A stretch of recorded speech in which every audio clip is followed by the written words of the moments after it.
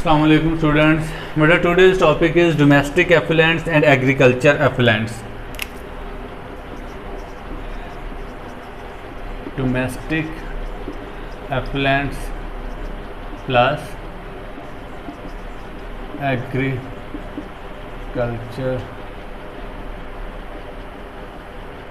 cultural effluents. Domestic effluent से मतलब ऐसी चीज़ें जो हम घरों में इस्तेमाल करके उसी पानी के साथ बहा के बाकी पानी के साथ उसको मिक्स अप करके पानी की क्वालिटी को कम करने की कोशिश करते हैं, उसको हम डोमेस्टिक एफिलेंट का नाम देते हैं। और अगर हम एग्रीकल्चर एफिलेंट्स की बात करें तो क्रॉप्स के लिए हम जो फर्टिलाइज़र इस्तेमाल करते हैं उसमें इस्तेमाल होने वाले केमिकल, फिर हम पेस्टिसाइड यूज़ करते हैं, डिफरेंट स्प्रे यूज़ करते हैं, जर्मिसाइड वगैरह एक्सेट्रा एक्सेट्रा। तो वो सारी चीज़ें केमिकल से मिलकर बनी होती हैं। वो सारे केमिकल उस वाटर के साथ जब जज़ब होकर ज़मीन के निचली वाली तहों में चले जाते हैं, यहाँ पे अगर फ्लडिंग हो तो कहीं ये मूव करके किसी दूसरे एरिया के अंदर, किसी स्ट्रीम के अंदर, कैनाल के अंदर कहीं ना कहीं मूव कर जाएँ, तो वहाँ पे जाके अगर उस वाटर की क्वालिटी को कम करते हैं तो उसको हम एग्रीकल्चर एफिलेंट्स का नाम देंगे। एक्चुअली बेटा होता क्या है कि डोमेस्टिक एफिलेंट्स की बात करें तो जो डिटर्जेंट है उसको हम दिन ब दिन उसका इस्तेमाल ज़्यादा करते जा रहे हैं, क्योंकि वाटर की क्वालिटी कम हो गई है। ऑलरेडी हार्ड वाटर की ज़्यादा क्वांटिटी मौजूद है। अब उस हार्ड वाटर की वजह से सोप जो होता है वो प्रॉपर जो है मतलब लेदर प्रोड्यूस नहीं करता, जाल प्रोड्यूस नहीं करता, जिसकी वजह से क्लीनिंग पर्पस जो है हमारा वो डिस्टर्ब होता है, यानी प्रॉपर क्लीनिंग नहीं हो रही होती। उस वजह से सर्फ का इस्तेमाल दिन ब दिन बढ़ता जा रहा है, क्योंकि सर्फ जिसे हम डिटर्जेंट का नाम देते हैं वो हार्ड वाटर के अंदर भी अच्छी क्लीनिंग कर सकती है।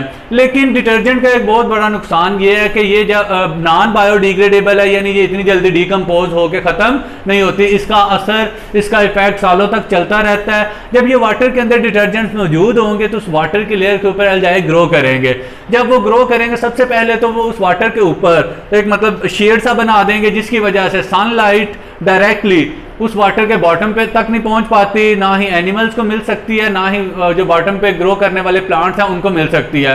पहला नुकसान तो ये होगा। दूसरा, अगर वो एल्जाई डीकम्पोज होगी तो डीकम्पोज होने के लिए अब जो डीकम्पोज एल्जाई होगी वो बायोडिग्रेडेबल है, यानी वो टूट सकती है, डीकम्पोज हो सकती है, और उसको डीकम्पोज होने के लिए डिजॉल्व ऑक्सीजन की ज़रूरत होती है। जब वो डिजॉल्व ऑक्सीजन को इस्तेमाल करेगी वहाँ पे ऑक्सीजन की कमी हो जाएगी, एक्वाटिक लाइफ डिस्टर्ब होगी, जिसकी वजह से ओवरऑल मुख्तलिफ प्रॉब्लम क्रिएट होने का चांस होता है। एक्चुअली सर जो हमारे डिटर्जेंट्स वगैरह या डोमेस्टिक एफिलेंट्स हैं उनके अंदर फॉस्फेट आयन काफ़ी मिकदार में मौजूद होता है, जिसकी वजह से ये डिफरेंट प्रॉब्लम होने का चांस होता है। उसके अलावा ये जो मुख्तलिफ हम डोमेस्टिक एफिलेंट्स के साथ चीज़ें बहा देते हैं, जैसे बॉटल्स हो गई, प्लास्टिक्स हो गई, मुख्तलिफ केमिकल्स हो गए, क्लॉथ के छोटे मोटे पीस हो गए, एक्सेट्रा एक्सेट्रा, तो ये सारी चीज़ें भी वाटर की क्वालिटी को ख़राब करने में, इसको डिस्टर्ब करने में रोल प्ले कर रही होती हैं।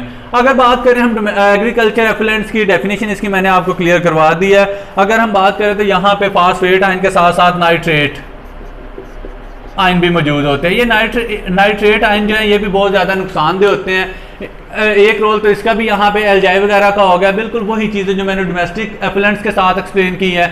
दूसरा, ये चीज़ भी मैं पहले एक्सप्लेन कर चुका हूँ कि आपके पास जो फर्टिलाइज़र और मुख्तलिफ जर्मिसाइड, पेस्टिसाइड एक्सेट्रा ये सारी चीज़ें मौजूद होती हैं, ये मुख्तलिफ केमिकल पे मुश्तमिल होती हैं।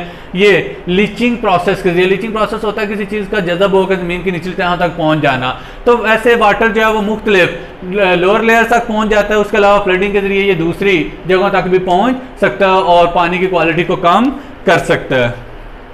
आई होप आपको बेटा चीज़ें समझ आ गई होंगी, इनको अच्छी तरह से लर्न कीजिएगा। थैंक यू, अल्लाह हाफिज़।